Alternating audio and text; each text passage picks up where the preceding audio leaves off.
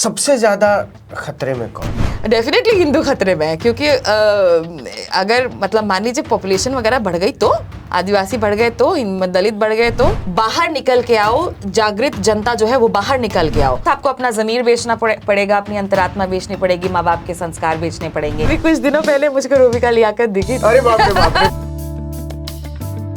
2024 का जो इलेक्शन होगा वो इस देश के इतिहास का आखिरी इलेक्शन होगा। राम के देश में रहने वाले रावण का वध करने में अगर तेरी जान भी चली जाए तो जाए। आपको विदेशों में कहाँ से पैसा मिले? डर लगता है आपको? बहुत डर लगता है। असम में होती तो कम से कम जेल में डाल देते, उत्तर प्रदेश में तो गोली मार देते हैं। मैंने सुना कि आप अयोध्या जाने वाली हैं। मोदी जी इंतजाम कर रहे हैं आपको संसद भेजने का। हाँ। आप बिंदु शेरनी बता रहे हैं, बताइए। तो अगर आपको आदत है इंसाफ के मुंह पर तमाचा मारने का, चलती बुलडोजर के नीचे आई लाचारी पे हंसने का, तो आज ही घर ले आइए चुल्लू भर पानी।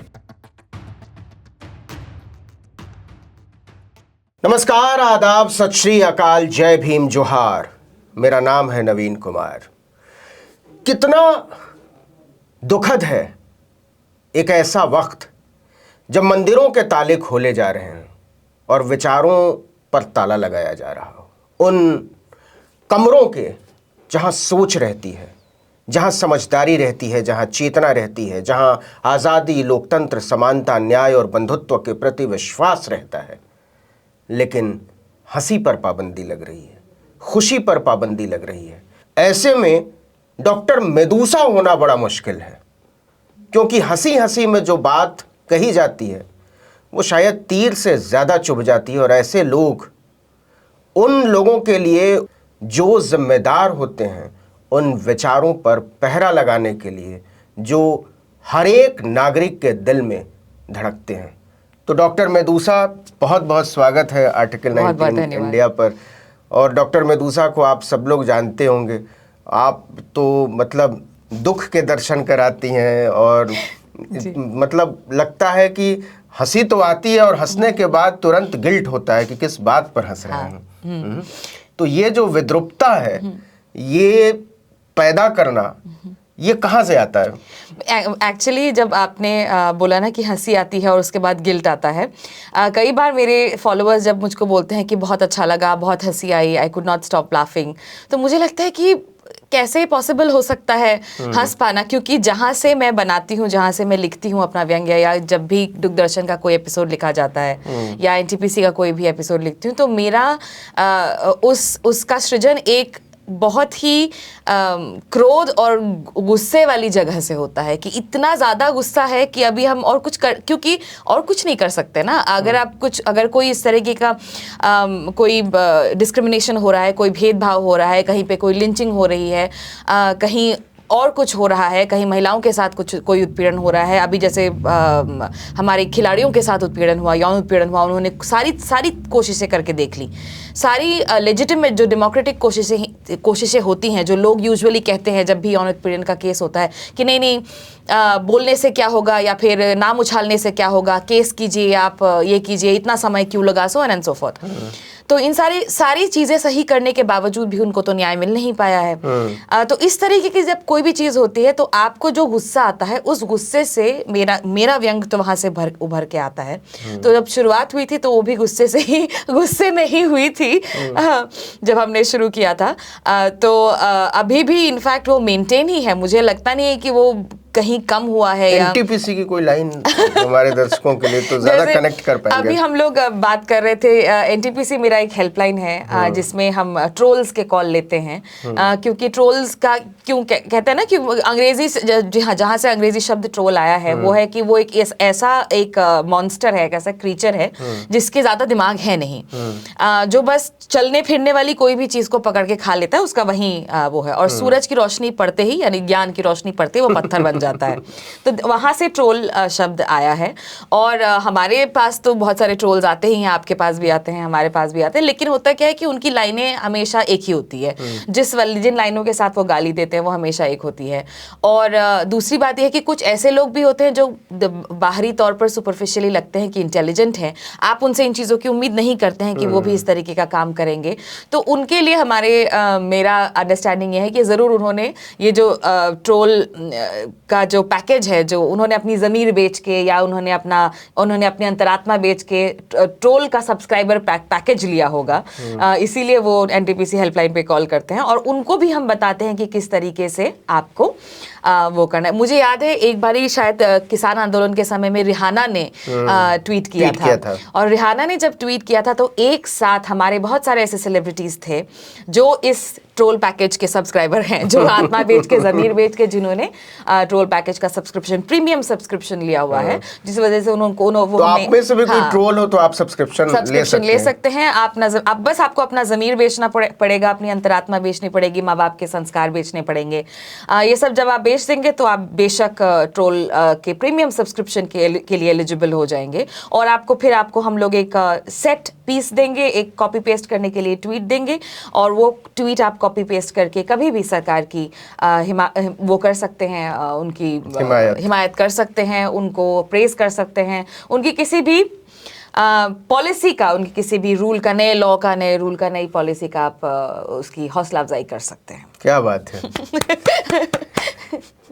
एक चीज जो मैं कहना चाहता था कि मुझे आपसे बड़ी कई बार जलन होती है और जलन इस बात की होती है कि जितना अधिकार आपका अंग्रेजी पर है, तो अंग्रेजी की तो चलिए आपने पढ़ाई की है और मैं बता दूं कि जेएनयू से पढ़ाई लिखाई की है डॉक्टर, उस पर भी आएंगे कि देशद्रोह की पूरी ट्रेनिंग ली हुई है इन्होंने। हम भी प्रीमियम पैकेज वाले हैं। हाँ, प्रीमियम पैकेज वाले हैं। टुकड़े गैंग वाले हैं। तो आप बहुत सारे मैं मसाला दूंगा मेदुसा को ट्रोल करने के लिए जी। तो जो मैं कह रहा था कि मुझे बड़ा रश्क होता है, ईर्ष्या होती है कि अंग्रेजी पर आपका जितना अधिकार है, हिंदी पर मुझे लगता है उससे ज्यादा अधिकार है। बहुत बहुत शुक्रिया।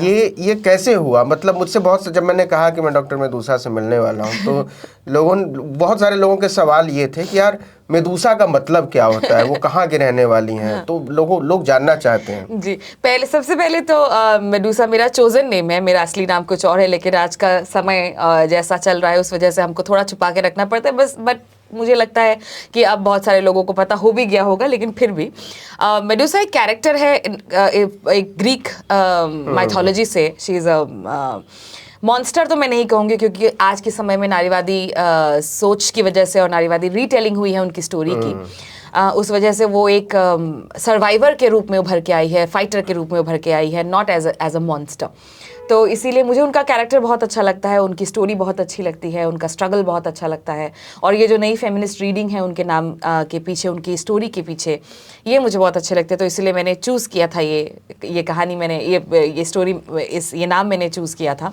मेरी माँ खुद इंग्लिश लिटरेचर की प्रोफेसर रही हैं, तो बचपन में हम लोग जब ज़िद करते थे तो वो कहानियाँ सुनाती थी और कहानियाँ वही शुरुआत से ही, मतलब मैकबेथ पढ़ने से पहले मैंने मैकबेथ सुनी है अपनी माँ से, तो वो कहानियाँ बताती थी। तो एक बार बहुत नींद में वो मैकबेथ की कहानी बता रही थी, लेकिन मैकबेथ की कहानी बताते बताते वो मेडुसा में शिफ्ट हो गई थी और दोनों चीज़ें मिक्स हो गई थी और एक ऐसा कैरेक्टर उभर के आया था जो मुझे बहुत एक्साइटिंग और बहुत ही, मतलब it was a different imaginary world all together.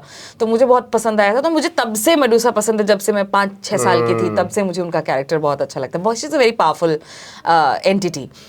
और उसके बाद जो आपने अंग्रेजी और हिंदी की बात की, मैं केंद्रीय विद्यालय की पढ़ाई है मेरी, तो केंद्रीय विद्यालय में हमारे जितने भी टीचर्स रहे हैं, मेरे हिंदी के टीचर्स रहे हैं, सभी, इनफैक्ट सभी टीचर, क्योंकि लैंग्वेज एक इमर्सिव एक्सपीरियंस होता है, लैंग्वेज आप एक इमर्सिव माहौल में आप सीखते हैं, आपको डूबे रहना पड़ता है उसमें।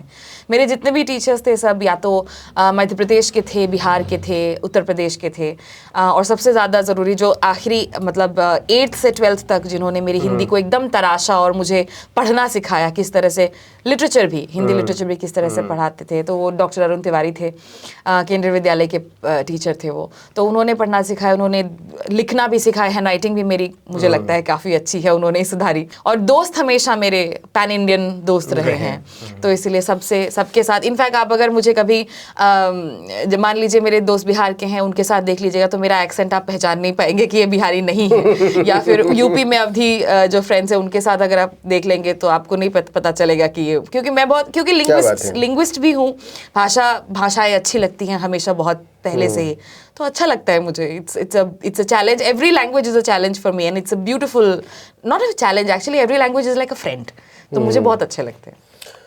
आपने कहा कि बहुत आप पैन इंडिया लोगों से जुड़ी रहीं अलग अलग स्तर पे, स्कूल में, कॉलेज में, फिर जेएनयू आई तो जेएनयू तो मिनी इंडिया ही है, बल्कि दुनिया के कई देशों के बच्चे वहाँ पढ़ने आते हैं।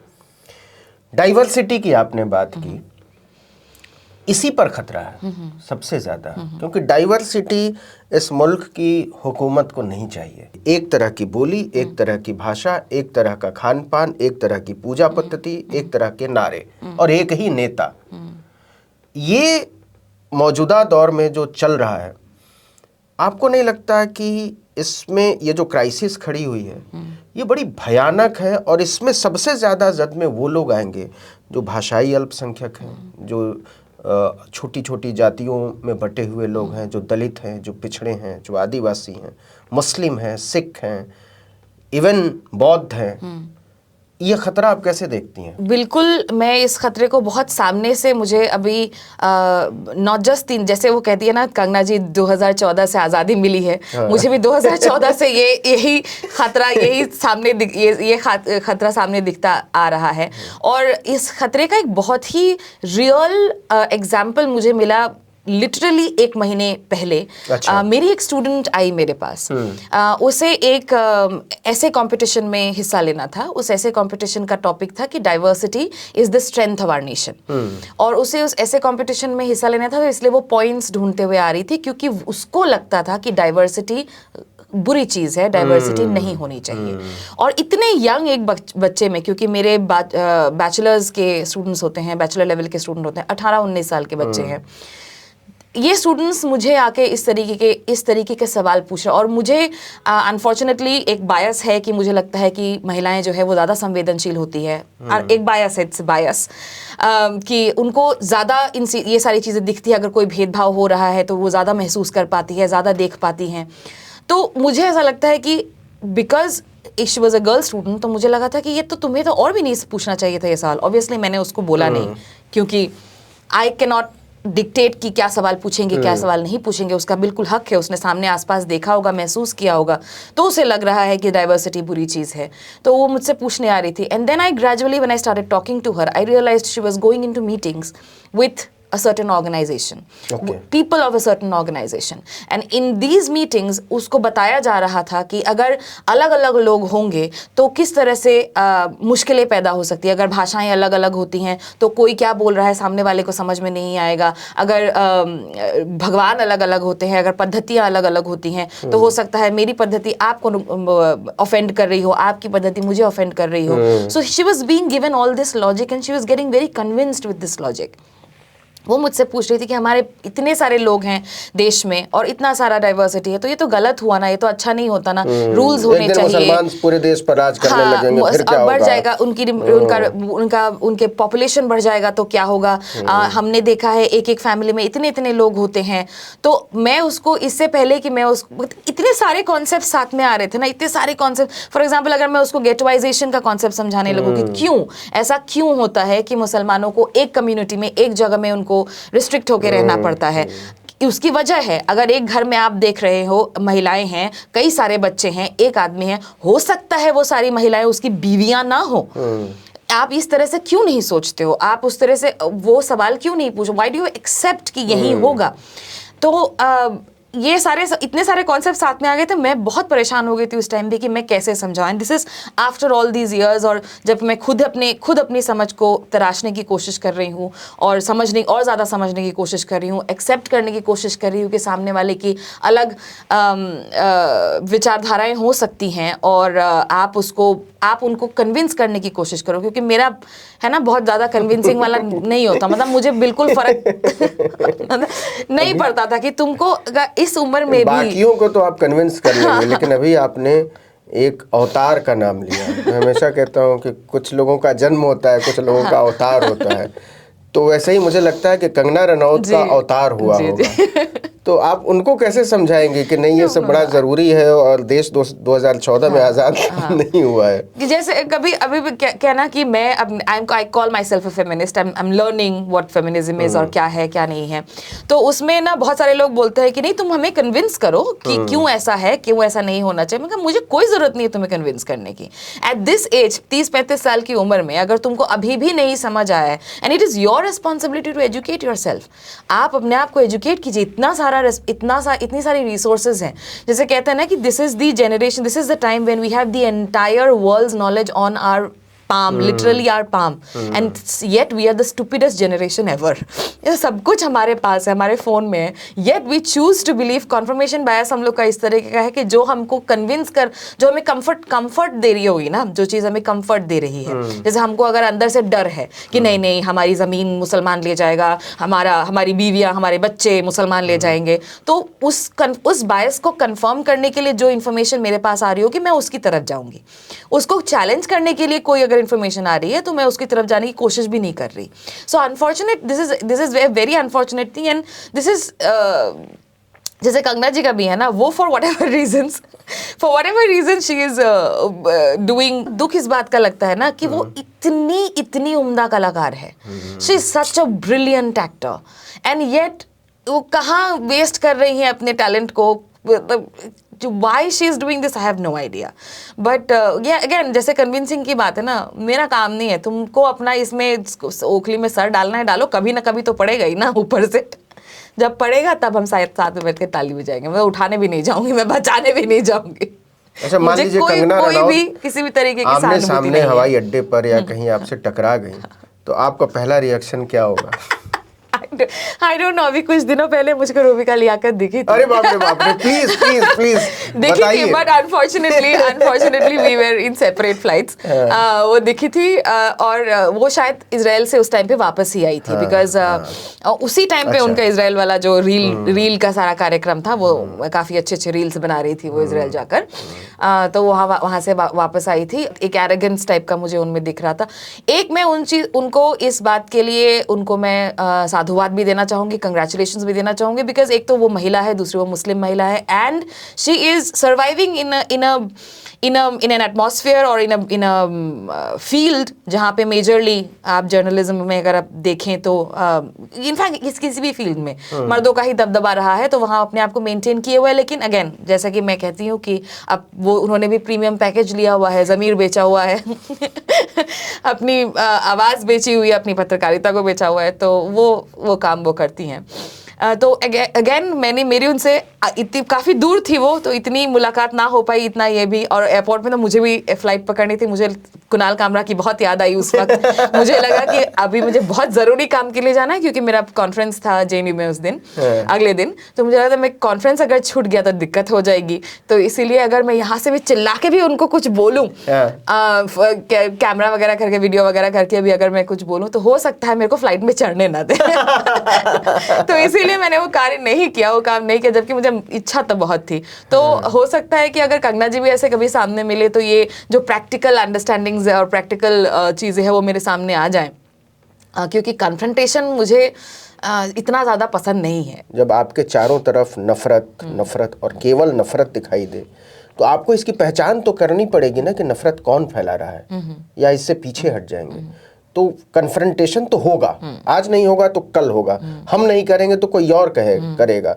ज़्यादा वल्नरेबल लोग कन्फ्रंटेशन में न चले जाएं, इसलिए क्या ये ज़रूरी नहीं है कि इंटेलेक्चुअल्स कन्फ्रंटेशन में जाएं? बिल्कुल ज़रूरी है, और मुझे लगता है हम लोग कर भी रहे हैं थोड़ा अपने हिसाब से। बट अगेन अभी तो बिल आ रहा है, ब्रॉडकास्ट बिल वगैरह आ रहे हैं, उनके चक्कर में तो वही कन्फ्रंटेशन को कन में ही शुरुआत में ही एकदम कट कर देने का उन लोगों का पूरा वो है। जैसे मैं आपको कह रही थी कि आप इक्विपमेंट वगैरह है, मेरा कितना इक्विपमेंट है? मेरा तो ट्राइपॉड है, रिंग लाइट है और मेरा फ़ोन है, बस यही इक्विपमेंट लेके चले जाएंगे। बहुत है मेरे लिए तो बहुत है, मतलब मुझे मेरा सारा कुछ उसी में चलता है। गिरफ्तार करने के लिए भी बहुत है, और फोन में एक बार दिख जाएगा उनको, जो अगर जितने जैसे मेरे हम ख्याल लोग हैं उनके साथ बातचीत होती है, उन बातचीतों में भी वो लोग कुछ ना कुछ तो निकाल ही लेंगे।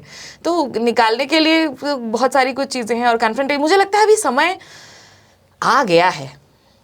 किस चीज़ का? कन्फ्रंटेशन का अभी फुल ऑन जाने का समय आ गया है, नहीं तो और अब नहीं तो कब ना, अब नहीं तो कब, क्योंकि एक हमारे असम में मैं असम की हूँ, हमारे असम, मेरे असम के मुझे लगता है कि एक कॉन्शियंस कीपर जैसे हैं, एक इंटेलेक्चुअल हैं, एक टीचर रहे हैं, वो हमेशा प्रोफेसर रहे हैं, ब्रिलियंट आदमी हैं, डॉक्टर हिरेन गुहाई।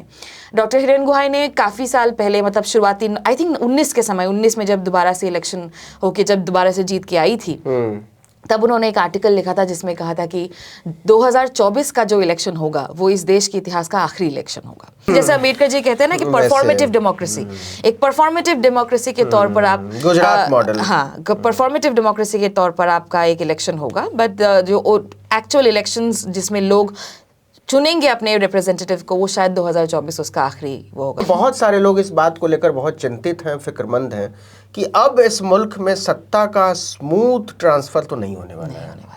जब भी होगा उसके लिए लोगों को लड़ाई लड़नी पड़ेगी अपने अपने तरीके से, डेमोक्रेटिक हो या अनडेमोक्रेटिक हो, इसके बारे में अभी से कुछ कह नहीं सकते।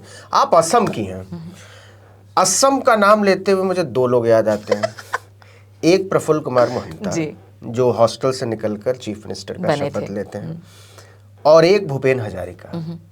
और थैंक गॉड आपने हिमंता बिस्वा शर्मा नहीं कहा। नहीं, मैं वही कहने वाला था कि अब केवल हिमंता बिस्वा शर्मा का नाम सामने आता है कि अब असम जो है, आपको असम जाते हुए हिमंता बिस्वा शर्मा को लेकर डर नहीं लगता है? वो अपने आप को असम का मोदी समझते हैं और वो उसी तरह से काम भी कर रहे हैं। इनफैक्ट जिस तरीके से एनआरसी वगैरह का इम्प्लीमेंटेशन होकर आप छोटे छोटे कंसंट्रेशन कैंप भी कहेंगे उनको, कैंप बना रहे हो जिसमें आप डिटेंशन कैंप आप कह रहे हो, जिसमें लोग मर जाते हैं लेकिन खबर नहीं लगती है लोगों को। मर जाने के बाद इस तरीके का एक डिक्लेरेशन आता है कि हाँ ये तो सिटीजन ही थे, उनके पेपर्स सब वो हो जाते हैं, सबमिट हो जाते हैं, या उनके पेपर्स बाहर निकल आते हैं कि हाँ ये तो सिटीजन था, इनको डिटेंशन कैंप पे रखा जा रहा था। तो हिमंता बिस्वा शर्मा का नाम आना और भूपेन हजारिका का नाम भूल जाना या फिर लोगों के जहन से धीरे धीरे चले जाना, ये it's an unfortunate thing in the history of Assam, because Bhupen Hazarika गाने इस तरीके के लिख के गए हैं। और नॉट जस्ट ओ गंगा बहती हो, एक गाना है जिसको मुझे नहीं लगता उसका हिंदी ट्रांसलेशन हुआ है, या फिर अगर हुआ है तो मुझे, बिकॉज हम लोग असमिया ही सुनते हैं तो हमको पता नहीं। उसमें कत जुआन और मृत्यु होल कार जीवन যৌবন गोल, हे मृत्यु अपराजय तने मृतक নহলু मैं क्या, कितने जवानों की मौत हो गई। एंड वो एक क्रांतिकारी सॉन्ग है। There is another song which is like ah ah उलाया हजाग जनता, बाहर निकल के आओ, जागृत जनता जो है वो बाहर निकल के आओ। रामरे देखते थका रावण बधुते जाए जोदी जाए जीवन तुर जाग, राम के देश में रहने वाले रावण का वध करने में अगर तेरी जान भी चली जाए तो जाए। तो ये इतना, मतलब मेरे रोंगटे अभी भी खड़े हो गए कि इतना जोशीला सॉन्ग है, इतना क्रांतिकारी सॉन्ग है, एक समाज को बदलने की सोच वाला सॉन्ग है। क्या गाना है, इस तरीके के गानों के साथ हम बड़े हुए हैं और आज unfortunately we are, I don't know कहाँ पे हम लोग हैं और किस तरीके के क्या एक पॉलिटिक्स, कैसी एक राजनीति, एक बहुत ही घृणित तरीके की राजनीति असम में हमको देखने को मिली है, पूरे देश में। मुझे असम ज्यादा सैड लगता है क्योंकि मेरा स्टेट है, मुझे लगता है मुझे अपने स्टेट से ज्यादा उम्मीदें होती हैं। ये लोग खड़े हो रहे हैं। मैं दूसरा दिक्कत ये है कि जिस कीमत पर इन लोगों को बड़ा बनाया जा रहा है या बड़ा बनने की कोशिश कर रहे हैं, जिस तरीके से चारित्रिक हत्या की जा रही है गांधी की, जिस तरीके से चारित्रिक हत्या की जा रही है नेहरू की, अभी इनकी हिम्मत नहीं हुई है अंबेडकर को छूने की, लेकिन ये चाहते होंगे क्योंकि सबसे ज्यादा डर इनको बाबा साहब से लगता है, कॉन्स्टिट्यूशन से लगता है, डेमोक्रेसी से लगता है। तो लास्ट में वो आएंगे बाबा साहब तक, अभी मूर्ति तोड़ने तक है, लेकिन जिस कीमत पर ये बड़े हो रहे हैं वो बड़ा खतरनाक नहीं है अगली पीढ़ी के लिए। जब आपको बताया जा रहा है कि यही तो होगा ना कि 2014 में देश आज़ाद हुआ था, जब सैकड़ों लोग कहने लगेंगे कि नाथूराम गोडसे ने ठीक कहा था, और नाथूराम गोडसे के तरफदार खुलेआम पार्लियामेंट में बैठने लगेंगे, उनको टिकट दिया जाएगा, देर सवेर उनको मंत्री भी बनाया जा सकता है। तो मुझे लगता है कि नई पीढ़ी के सामने ज़्यादा बड़ा संकट है, क्योंकि वो अवेयर ही नहीं है इस बात को लेकर, और इसको सतत तरीके से ख़त्म करने की कोशिश की जा रही है एजुकेशनल रिफॉर्म के नाम पर। बिल्कुल। और एजुकेशनल रिफॉर्म का जो आप बोल रहे थे कि एनसीईआरटी वगैरह के जो टेक्स्ट्स हैं उनको बदलने बदला जा का, रहा उसमें है। Sudha Murthy and these guys were added, Shankar Mahadevan, Shankar इन लोगों को महादेवन। एनसीईआरटी के बोर्ड में ऐड किया गया था। क्यों? आप रोमिला थापर जैसे लोगों को हटाकर आप इन लोगों को ऐड कर रहे हो। यू आर थिंकिंग कि पॉपुलैरिटी की वजह से या लोगों के रिकॉल वैल्यू की वजह से it is Shankar Mahadevan is a better choice than Romila Thapar just because he has a degree in history और डिग्री इन कंप्यूटर साइंस और whatever degree he has. मतलब आपने कभी कभी मुझे लगता है जब मैं सोचती हूँ ना कि इन लोग में IQ बिल्कुल नहीं है या फिर ये बिल्कुल कम IQ के लोग हैं, और बट अगेन ऐसा इस स्टेप से या इस तरीके के स्टेप से जो दूर तक एक चेंज होगा या दूर तक जो डैमेज होगा, वो डैमेज एनविसेज करने के लिए आपको इंटेलिजेंस तो चाहिए। तो ये मेरा सोचना या इस तरीके का सोचना कि इनमें दिमाग नहीं है, वो गलत सोच है। वो एक्चुअली बहुत दूर की सोचते हैं। और आपने पता नहीं शायद मार्वल मूवीज देखी हैं, मार्वल की जो कैप्टन अमेरिका या फिर इन तरीके के, तो मार्वल में एक कैरेक्टर है हाइड्रा बोल के। हाइड्रा एक्चुअली एक मॉन्स्टर है जिसके 100 सर होते हैं। एक सर काटो तो उसकी जगह में दूसरे 2 सर निकल आते हैं, इस तरीके का वो मॉन्स्टर है। तो हाइड्रा ने जब शुरुआत, जो विलन है पूरे सीरीज में, वो विलन वो क्या करता है, उसने अपने लोगों को 70 साल पहले ऑर्गेनाइजेशंस में घुसाया और फिर उसके बाद वो धीरे धीरे वो ऑर्गेनाइजेशंस में ऊपर बढ़ते गए and then they become powerful position holders, और फिर वो अपने लोगों को रिक्रूट करते हैं और सिस्टम को अंदर से खराब कर देते हैं। तो because it's a US movie series, तो वो CIA दिखाते हैं, CIA में किस तरीके से हाइड्रा के लोग हैं, सो ऑन एंड सो फोर्थ। मुझे हाइड्रा एग्जैक्टली लगता है RSS ने इतने सालों पहले, 70 साल पहले, 100 साल पहले उन्होंने शुरू किया, और शुरू करते करते वो बहुत ही पेशेंटली और बहुत ही ऑर्गेनाइज्ड तरीके से उन्होंने अपने लोगों को एजुकेशन में, पुलिस में, जुडिशरी में, everywhere these people, the people with these ideologies came in, and these are the ones who are in positions of judges, who are in positions of DGs, who are in position of IGs, vice chancellors across the country right now. और ये जो 100 साल का उनका patience and organisation and everything रहा है ना, उसका ये फल हम लोगों को आज भुगतने को मिल रहा है। And we have been very complacent, हम लोग बहुत ही कॉम्प्लेसेंटली हाँ चलता है, चलता रहेगा, चलता है, ये करते गए। और उस वजह से आज की डेट में जब हमने एक समय में जो हिंदुत्व वाजपेयी का था उसको जगह दी, इसीलिए आज मोदी और हिमंता बिस्वा का हिंदुत्व जगह ले पाया है। अगर वो नहीं हुआ होता और कम कट्टर और ज्यादा कट्टर, कम खतरनाक, ज्यादा खतरनाक, बहुत खतरनाक, लेकिन हम लोग, अब मुझे लगता है किसी और ने भी कहा है ये चीज, हम लोग उस पानी में वो पड़े हुए फ्रॉग की तरह हो गए हैं, जिसका पानी धीरे धीरे उबलता रहता है, तो फ्रॉग तो एडजस्ट करता रहता है अपना टेम्परेचर, लेकिन एक टाइम ऐसा आएगा जिसमें वो उबल जाएगा। आप पहले ये बताइए कि आपको विदेशों में कहाँ कहाँ से पैसा मिलता है? जानकारी है कि आप करोड़ों रुपए पैसा लेके और फिर आप ये सब कंटेंट बनाती हैं, और इससे देश को बड़ी दिक्कत है। बहुत दिक्कत है। अनफॉर्चुनेटली अभी करोड़ों रुपए तो नहीं मिल पा रहे हैं, सब अटका हुआ है पनामा पेपर्स में और ऑफशोर अकाउंट्स में अटका हुआ है। मेरे पास तो कुछ नहीं आ पा रहा। मेरे तो यूट्यूब भी बहुत पहले, कुछ ही दिनों पहले मोनेटाइज हुआ, उसमें से भी 2-3 रुपए बस जो होते हैं वो मिल जाते हैं। बट हाँ, मेरे NTPC के सब्सक्रिप्शन से मुझे बहुत अच्छा, क्योंकि वो ज़मीन वगैरह बेच देते तो मेरे पास वो गिरवी रखे होते हैं ज़मीन, लोगों के ज़मीन। वीडियो देख के हंसती हैं? कभी कभी कोई लाइन में अगर अच्छी कभी, जैसे आपको याद रह गई ना आत्मा बेचने वाली लाइन, जो वो वीडियो तो मैंने 100 बार तो देखा होगा। मतलब बार कुछ दिनों के बाद मुझे एहसास हुआ था कि मैं एडिक्ट तो नहीं हो गया हूँ, तो मैं कभी भी खोलता हूँ और वही सुनने लगता हूँ फिर। नहीं, थैंक यू वेरी मच आपके ये कहने का, क्योंकि एक तो पहली बात तो ये है कि आपके तो मेरा पूरा परिवार फैन है, मम्मी पापा भाई। जब मैं उनको, पिछली बार हम लोग जब बात हो रही थी हमारी, तो मैंने कहा था मैं नवीन जी से मिलूंगी, तो मेरा भाई बहुत एक्साइटेड, कब आएगा तुम्हारा नवीन जी वाला इंटरव्यू, कब आएगा तुम्हारा नवीन जी वाला इंटरव्यू, तो वो तो बार बार पूछता रहता है। बट बहुत सारी चीज़, कुछ मेरे कुछ फ्रेंड्स भी रहे हैं इसी जर्नी में मिले, इसी सफ़र में मिले, ऑनलाइन मिले और उनसे कभी मुलाकात नहीं हुई है, कभी किसी तरीके की इन पर्सन बातचीत नहीं हुई है, लेकिन स्क्रिप्ट हम लोग कभी डिस्कस कर लेते हैं, तो कभी मुझे बोल देते नहीं ये वाली लाइन यहाँ पे इस तरह से करेगी तो ज़्यादा अच्छा लगेगा, यहाँ पे उस तरह से करेगी तो ज़्यादा अच्छा लगेगा। ऑफिशियल पीइंग ह्यूमन है एक, जो बहुत बढ़िया, बहुत एक्सेलेंट काम करते हैं, उनके साथ भी मैंने 2-3 वीडियोस की हैं, तो उन्होंने भी कई बारी मुझे सजेस्ट किया। कौन सी लाइन आपको अपनी सबसे ज़्यादा पसंद है? मुझे तो एक सेगमेंट मुझे अच्छा लगता है अपने दूरदर्शन का, जिसमें वो गुमशुदा तलाश केंद्र वाला, जिसमें कुछ गायब हो जाता है तो हम लोग बात करते हैं। तो जैसे फॉर एग्जांपल अभी कल क्रिसमस था 25th को, तो क्रिसमस अगेन होता है ना कि अभी पिछले कुछ सालों से जब भी कोई गैर हिंदू त्योहार होता है तो उस गैर हिंदू त्योहार के दिन अचानक से कई सारे हिंदू त्योहार, मातृ पितृ पूजन दिवस वो शुरू होने लग जाता है।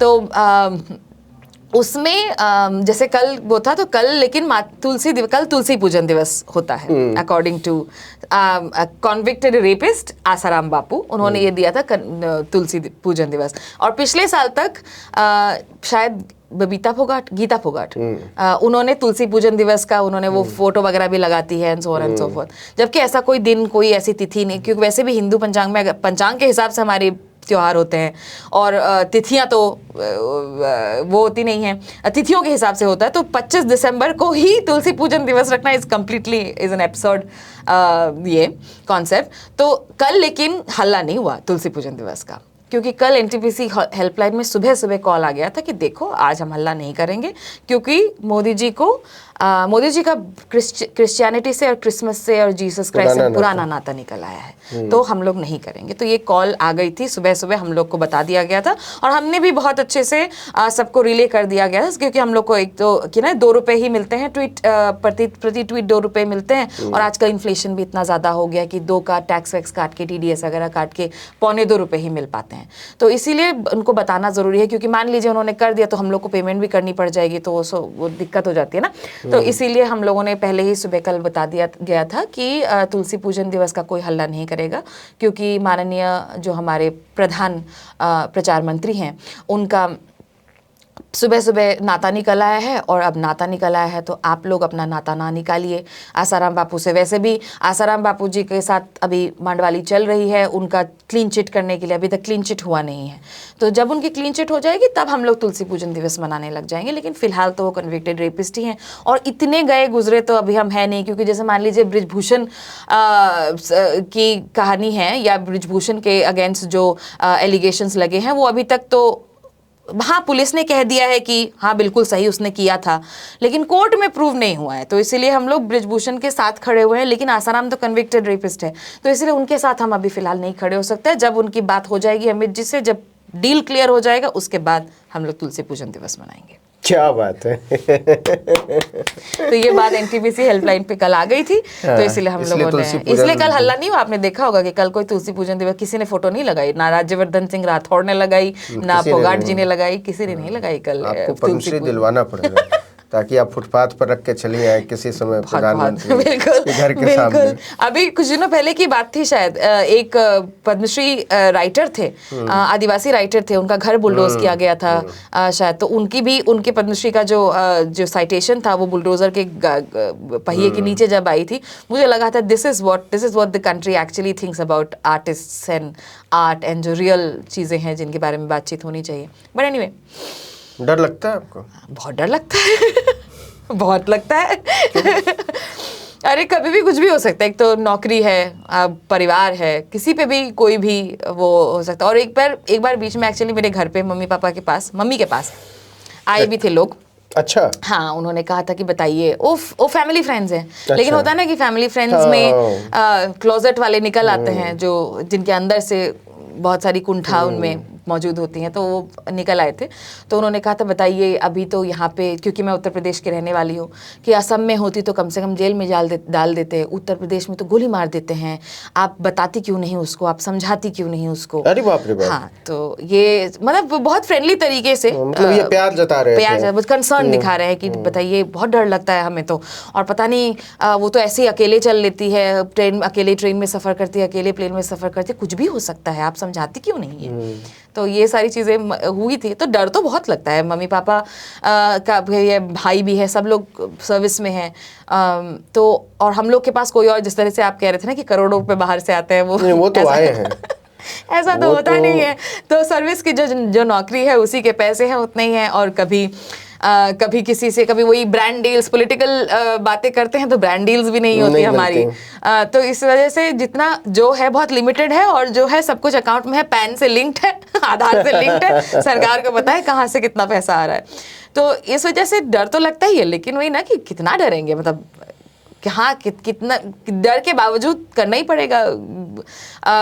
जैसे रवीश जी भी तो कहते हैं ना कि कई लड़ाइयाँ ऐसी होती है जो सिर्फ ये बताने के लिए लड़ी जाती है कि कोई लड़ा था। तो हम तो मान के बैठे हैं कि शायद हारना ही है, लेकिन लड़े थे और सही साइड से लड़े थे, वो बताना, वो अपने आप की, अपनी ज़मीर को भी, भगवान को भी जाके जवाब देना है, तो या फिर जो भी है ऊपर, उनको जाके जवाब देना है। तो आपने जेएनयू वालों को समझाया नहीं कि सब फालतू की बातें मत किया करो, तुम्हारी वजह से हम लोगों को बड़ी दिक्कत होती है। जेएनयू वालों को हमने बहुत समझाया, और इसी वजह से अब तो जब देखिए ना, अब जेएनयू में लग तो गया 10,000 20,000 रुपए का फाइन है, जुर्माना है अगर आप प्रोटेस्ट करते हैं। ब्लॉक पर पहले लोग ऐसे ही चले जाते थे, बताइए बैनर लेके, और एक बहुत गलत बात है, तो 10-20,000 रुपए का जुर्माना हो जाएगा। लेकिन अगर आप संघ के हैं और आरएसएस के हैं, तो आप जेएनयू के बीच में से एकदम मार्च निकाल सकते हैं, यूनिफॉर्म पहनकर, लाठी डंडा लेकर आप मार्च निकाल सकते हैं, बेशक। अगर आप, लेकिन वही ना, एफिलिएशन पे डिपेंड करता है, आप अपना एफिलिएशन सुधार लीजिए तो आपको फाइन भी नहीं लगेगा और कोई दिक्कत भी नहीं होगी। एफिलिएशन सुधार लीजिए। तो हमने तो बहुत कोशिश की जेएनयू वालों को समझाने की, नहीं समझ, लेकिन ऐसे निकल ही आते हैं हर जनरेशन में, हर बैच से कोई ना कोई। मेरे जैसा क्या, मैं तो बहुत छोटा मोटा वो हूँ, बहुत सारे कन्हैया कुमार जैसे और उमर जैसे लोग निकल ही आते हैं, रामानागा जैसे लोग निकल ही आते हैं। सबसे ज्यादा खतरे में कौन है आपके हिसाब से इस समय? माइनॉरिटी, अगर माइनॉरिटी बोलो तो उसमें तो हर कोई आ जाएगा। माइनॉरिटी में मुसलमान भी आ जाएगा, दलित भी आ जाएंगे, आदिवासी भी आ जाएंगे। सबसे ज्यादा हिंदू खतरे में है। क्या बुलवा रहे हैं मुझसे? हाय क्या बुलवा रहे हैं? डेफिनेटली हिंदू खतरे में है, क्योंकि अगर मतलब मान लीजिए पॉपुलेशन वगैरह बढ़ गई, तो आदिवासी बढ़ गए, तो दलित बढ़ गए, तो और वैसे भी तो अभी कास्ट सेंसस के में पता चल ही रहा है ना कि 3% है यहाँ। कल की बड़ी मजेदार घटना बता रहा हूँ मैं। रानी झांसी मार्ग ऐसे मेट्रो से उतरकर पैदल जा रहा था, एक आदमी फोन पर किसी को समझा रहा था कि तुम समझ नहीं रहे हो कि पॉपुलेशन बढ़ जाएगी, जनसंख्या बढ़ जाएगी, तो एक दिन इनका प्रधानमंत्री हो जाएगा, फिर क्या होगा तुम समझ ही नहीं रहो। और दूसरी तरफ वाला आदमी होगा जो कह रहा हो कि छोड़ो यार, इसमें कुछ रखा नहीं है, अपना रोजगार की चिंता करो। बोला यार रोजगारवा तो होइए जाई, अब ही तो बड़ा चीज है ना संभारे के। देश देखा देश। जब तक वो फोन पर बात कर रहा था तब तक म्यूनिसिपैलिटी वाले, वो चाय बेचने वाला आदमी था, उसका 3 टब्बर उठाकर ले भागे। बोला रुका यार, अभी सब छोड़ा देश पे, तो बाद में देख ले, पहले रोजगार कर ले, पहले ये बचा ले। तो ये मेरी आंख के सामने हुआ। तो मुझे लगा कि यार एक चाय बेचने वाले के दिमाग में भी बड़े चाय बेचने वाले ने ये समझा दिया है कि देखो अभी यूनाइटेड नेशंस पर बात करनी है, अभी कश्मीर समस्या सुलझानी है, अभी ये सब चीजें हैं, तुम लोग छोटी मोटी रोजगार, नौकरी, पढ़ाई, महंगाई, ये सब तो तुम्हारा महिला सुरक्षा त्याग है। तो त्याग से देश बनेगा तो इस देश। हाँ, और ये बहुत एक बहुत ज्यादा ये चीज मैंने देखी है। बहुत कई लोग बोलते हैं इस चीज को कि ये सब बातें बाद में होती रहेंगी, पहले आप इस चीज को, पहले आप देश बचाइए। एज इफ देश का जो एंटिटी या देश का जो आइडेंटिटी है वो एक ही कम्युनिटी से, एक ही तरीके के लोगों से बन रहा है। और इनफैक्ट कभी जैसे इसमें ना मैं कभी कभी सोचती हूँ कि अगर महिलाएं भी, जो बहुत सारी महिलाएं हैं जो इस आइडियोलॉजी को प्रोपगेट कर रही हैं, इस आइडियोलॉजी को एक्सेप्ट कर रही हैं, मुझे लगता है कि यार तुमको पता भी है तुम्हारी हालत क्या होगी, मतलब फॉर महिला, कि ये एक बहुत ही singularly upper caste male dominated True. एक आइडियोलॉजी है जिसमें सिर्फ और सिर्फ ये जो आपका रोल सिर्फ और सिर्फ अपर कास्ट मेल की फैमिली को बढ़ाने का रह जाएगा, सपोर्ट करने का रह एक जाएगा, रिप्रोडक्टिव मशीन की तरह रह जाएगा। यू डू नॉट हैव ये brain of you do not have any agency of your own, और उसके बावजूद आपको नहीं समझ में आ रही है, नहीं दिख रहा है, और फिर भी आप इस तरीके की चीज़ों को या इस आइडियोलॉजी को आप फुल ऑन सपोर्ट करते हो, फुल ऑन आप हिंदू शेरनी बने हुए हो। वैसे हिंदू शेरनी से ही बिंदु शेरनी जो मेरी एनटीपीसी की बिंदु शेरनी वाला एनटीपीसी वाली जो मेरी कैरेक्टर है बिंदु शेरनी का, तो वो वहीं से आया कि हिंदू शेरनी है तो हिंदू शेरनी का बिंदु शेरनी। एनीवे तो वो आया। तो अगर आप पूछो ना, मुझे ऐसा लगता है क्योंकि बिकॉज मैं एक महिला हूँ, तो अगर आप देखो कि सबसे ज़्यादा खतरे में कौन है, तो महिला एक बहुत बड़ा वर्ग है जो खतरे में है, और वो महिला दलित महिला भी है, वो तो और ज़्यादा खतरे में है क्योंकि वो दलित भी है। अब नारी वंदन हो गया, आप चुनाव लड़ने की तैयारी करिए, हम लोग आपको संसद में बोलते हुए सुनना चाहते हैं। मोदी जी इंतजाम कर रहे हैं आपको संसद भेजने का, आप बिंदु शेरनी बता रहे हैं। बताइए, नारी वंदन वो तो सच अ बैड नेम, लाइक कौन मतलब एकदम फ्रेम करके आपने रख दिया कि पेडेस्टल पे चढ़ा दो, उस पे जो इंसान न रहने दो, महिला न रहने, महिला को, औरत को इंसान न रहने दो, उसको वो देवी बना दो। इनफैक्ट वो डिमीनिंग है। हाँ, it is because you are not you, जैसे हम लोग का होता है ना कि अब हमारे कल्चर में कि माएँ जो होती है ना वो त्याग करती हैं, आखिर में तो अब उनको आप पूजा कीजिए, पूजा करने का मतलब हाँ आपने फल वो चढ़ा दिया, पूजा कर दी, अब जाओ आप किचन में काम कीजिए। और 24 घंटा वो महिला काम करती रहती हैं, उसके बावजूद भी आप बोलते हो कि वो पूजा। और ये चीज़ हम लोगों ने इंटरनलाइज भी कर ली है, महिलाओं ने इंटरनलाइज भी कर लिया ना कि हमारा काम है ये, दिस इज आवर जॉब, हम लोग को बच्चों को संभालना है, बच्चों को खाना वाला खिलाना है। अभी तो मतलब अभी बहुत सारे ट्रोल्स आएंगे अभी आपके पास इस वाले खतरनाक वाले एरिया में मैं चली जा रही हूँ, जिसमें मतलब महिलाओं का काम सिर्फ ये नहीं है, महिलाओं का काम उनकी अपनी एजेंसी है, भले ही वो इकोनॉमिक एजेंसी हो, सेक्सुअल एजेंसी हो, ऑल सॉर्ट्स ऑफ एजेंसी, ये इस एजेंसी को निगेट करने के लिए ही। जब पिछली हुकूमत में बात हुई थी महिलाओं को रिजर्वेशन देने की, तो योगी आदित्यनाथ ने कहा था कि अगर महिलाओं को रिजर्वेशन मिल जाएगा और वो संसद में बैठने लगेंगे, विधानसभा में जाने जाएंगे, तो ये देखना पड़ेगा कि घर कैसे चलेगा। वो हेडलाइन है प्रॉपर, पूरा बड़ा सा हेडलाइन है, भी उसका कभी भी कहीं खोजेंगे तो मिल ही जाएगा। और अपने आप में अगर हम लोग देखें कि जो हिंदू कोड बिल था, हाँ। उस समय करपात्री महाराज ने संसद के बाहर डेरा डाल दिया था। विश्व हिंदू परिषद का रोल देखना पड़ेगा, हिंदू महासभा का रोल देखना पड़ेगा, आरएसएस का रोल देखना पड़ेगा, और वही लोग अब कह रहे हैं कि हम नारी वंदन करने नहीं, क्योंकि वही ना, उनको बस नारी की वंदना करनी, और वंदना के लिए जो एलिजिबिलिटी है वो भी वही डिसाइड करेगी कौन एलिजिबल होगा वंदन के लिए। हर कोई नारी थोड़ी ना वंदन करेंगे, दलित महिला का वंदन थोड़ी कर देंगे वो लोग, ना बिल्कुल नहीं। एलिजिबिलिटी कोड वो लोग डिसाइड करेंगे, अपर कास्ट होना पड़ेगा, आप अगर मैरिड हैं तो मैरिड में आपके कितने बच्चे हैं, बच्चों में कितने लड़के हैं, उनको कैसे आप देखभाल करती हैं, माँ बाप की कैसे देखभाल करती हैं, अपने जीन्स पहनती हैं, फटी जीन्स पहनती है, जीन्स पहनती, फटी तो छोड़ दीजिए, जीन्स पहनती हैं कि नहीं, ये सारी चीजें उसमें आ जाती है। तो हाँ, अगर टू आंसर योर क्वेश्चन कि खतरे में सबसे ज्यादा कौन है, तो मुझको तो महिला खतरे में बहुत ज्यादा लगती है हर एंगल से। अब दलित महिलाएं, आदिवासी महिलाएं, आयरनी है कि आप मतलब जिन लोगों ने महिलाओं को सबसे ज्यादा खतरे में डाल रखा है, उन लोगों को महिलाएं सबसे ज्यादा वोट कर रही हैं। They are unfortunately. और ये मुझे कभी कभी जब मैं सोचती हूँ ना, तो मुझे लगता है कि शायद क्षेत्र की पॉलिटिक्स की अंडरस्टैंडिंग मुझे इतनी ज़्यादा नहीं है, तो इसलिए मुझे समझ में नहीं आता कि क्यों कुछ चीज़ें, जैसे शराबबंदी वाला ही, मगर अगर आप मान लीजिए, देख लीजिए, कई स्टेट्स में शराबबंदी के नाम पर वोट हो रही है, जो कि एक हो सकता है ग्राउंड रियलिटी हो कि हाँ, शराब की वजह से कई सारे घर टूटते हैं, कई सारे घरों में मारपीट होती हैं, ये होता है, so on and so forth. तो हो सकता है उस वजह से शराबबंदी is something good because of which the women are coming out and voting for that particular party. हो सकता है मुझे मेरी इतनी क्षेत्रीय समझ ना हो, इसीलिए मुझे नहीं पता है उन चीज़ों के बारे में, तो उन चीज़ों के बारे में भी सीखने की कोशिश कर रहे हैं, समझने की कोशिश कर रहे हैं कि डायरेक्ट जो लाभ हो रहा है, उस लाभ से आपको आगे का जो नुकसान है शायद वो ना दिख रहा हो। क्योंकि अगर आप ये लिमिटेड, अगर आपको ये लग रहा है कि मर्द आपका सिर्फ शराब पीने की वजह से आपको मार रहा है, not because of another reason, not because of the fact कि उसको लगता है कि मारने से ही उसकी मर्दानगी सिद्ध होती है, जो कि आजकल के समय में, आजकल जो एनिमल काल चल रहा है, एनिमल काल में तो यही है कि मारेंगे नहीं तो प्यार कहाँ से करेंगे वाला जो आइडियोलॉजी है।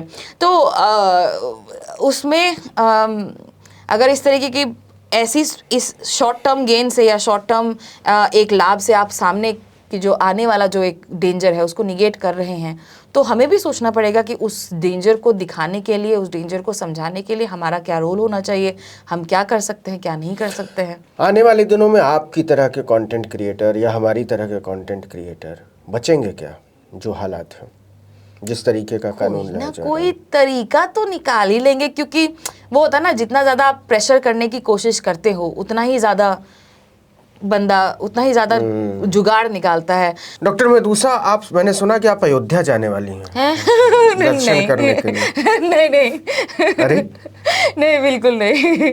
अभी तक तो ऐसा कोई प्लान नहीं है। और मेरा तो आपको पता है अयोध्या से इतनी सारी समस्याएं हल होने वाली हैं। हाँ। सबको रोजगार मिलने वाला है, सबको खाना मिलने वाला है, महंगाई दूर होने वाली है, सब कुछ सॉल्व हो जाएगा। राम राज्य आने वाला है। और आप कह रही हैं आप नहीं जाने वाली हैं? नहीं, अभी नहीं जाने। और अभी तो नहीं। इनफैक्ट मुझे, जैसे कहते हैं ना कि आप लोगों की लाशों पर अपना मंदिर नहीं बना सकते, या भगवान के लिए, ईश्वर के लिए, ईश्वर की उपासना में आपके लखनऊ में जब वो घर गिराया जा रहा था, तो एक महिला ने कहा कि इतना बड़ा मंदिर बना रहे हो, हमारा छोटा सा घर गिरा रहे हो, तुम लोगों को शर्म आनी चाहिए। रिवर फ्रंट के लिए जो 1400 घर गिराया जाए, नहीं वैसे, लेकिन उनमें से एक जन वो भी थे कि क्या हमने इसी दिन के लिए योगी जी को वोट देके जिताया है? तो आपने जिताया है भैया, आपने जिताया है, तो अब आप पे गाज गिर रही है। जो राहत इंदौरी साहब तो कह के ही गए, हमारा ही घर थोड़ी, हमारा घर थोड़ी ना है, अकेले हमारा मकान नहीं। अगर बाढ़ आएगी तो बाढ़ में तो सिलेक्टिव तो नहीं कि हिंदू घर नहीं जाएंगे बाढ़ में, सिर्फ मुसलमान घर बाढ़ में बह जाएंगे। तो ये वाली बात, तो मुझे इस वजह से एक आइडियोलॉजिकल मेरा एक स्टैंड रहा है कि मैं इस तरीके के किसी भी श्रद्धा जो है मेरी भगवान श्री राम के प्रति, वो मेरे दिल के अंदर है, या किसी भी भगवान के प्रति, किसी भी तरह के ईश्वर के प्रति उनका मेरा रिश्ता जो है वो मेरा अपना रिश्ता है, वो प्राइवेट रिश्ता है। वो मुझे आपको बताने की ज़रूरत नहीं है, मुझे किसी को दिखाने की ज़रूरत नहीं है, मैं दिखाऊंगी भी नहीं कहीं। तो उसके लिए मुझे, या फिर उनकी आराधना के लिए, पूजा के लिए मुझे पर्सनली किसी मंदिर जाने की ज़रूरत नहीं है। तो मैं तो, चलिए मेरा तो आपने बोला जा रही है, मैं तो जा नहीं रही, लेकिन हाँ, इसकी वजह ये भी एक है कि, और वैसे भी जब सब प्रॉब्लम सॉल्व हो ही जाएंगी तो फिर तो राम राज्य आ ही जाएगा, श्री राम आ ही जाएंगे घर में, तो घर में कर लेंगे उनके दर्शन। कुछ सुनाएंगी आप हमारे दर्शकों को? मैंने एक एड लिखा था। क्या बात है? क्योंकि मतलब एड एज एन, मैं जो मेरे कैरेक्टर्स है, दूरदर्शन हुआ, एनटीपीसी हुआ, या फिर नेबरहुड टीचर हुआ, उसके अलावा मैं कभी कभी एडवर्टाइजमेंट्स भी क्रिएट करती हूँ। जैसे मैंने एक च्यवनप्राश का ऐड किया था, क्योंकि च्यवनप्राश वाले ऐड में था कि जो मोदी जी ने कहा था कि वो गाली खाते हैं, 1.5 किलो 2-3 किलो गाली खाते हैं, तो गाली खाने के बाद पचाना भी चाहिए ना, तो पचाने के लिए आप च्यवनप्राश ले सकते हैं। तो उसका मैंने तो उस तरीके के एड्स थे। तो ये वाला एक ऐड है अभी, क्योंकि आप पत्रकार हैं और हम जानते हैं पत्रकारों पर जो अभी पत्रकार बचे हैं, पत्तलकार और पत्रकार में डिफरेंस है। सो पत्रकार जो बचे हैं उन पे काफ़ी कसा जा रहा है, उन पर एक लगाम कसने की कोशिश की जा रही है। तो उस समय में मैंने लिखा था जब न्यूज़ क्लिक पर रेड पड़ी थी। क्या आपको देश के पत्रकारों के घरों में रेड से मजा आ रहा है? क्या आपका खून पानी हो चुका है? क्या आप सेंगोल युग में सच में मुंह पर पड़े डंडे से हुए स्वतः रतिक्षण से परेशान हैं? तो आ गया है आपके लिए चुल्लू भर पानी। अच्छे दिन लेबोरेटरीज का चुल्लू भर पानी आपकी हर लोकतांत्रिक आफत के लिए। चाइना आके देश की जमीन हथिया रहा है और पत्रकारों के सवाल आपको परेशान कर रहे हैं? चुल्लू भर पानी। नौकरी से निकाले पत्रकारों की रीढ़ की हड्डी आपको चुभ रही है? चुल्लू भर पानी। चुल्लू भर पानी आता है आविष्कारी अच्छे दिन लेबोरेटरीज के खास 3 गारंटीज के साथ।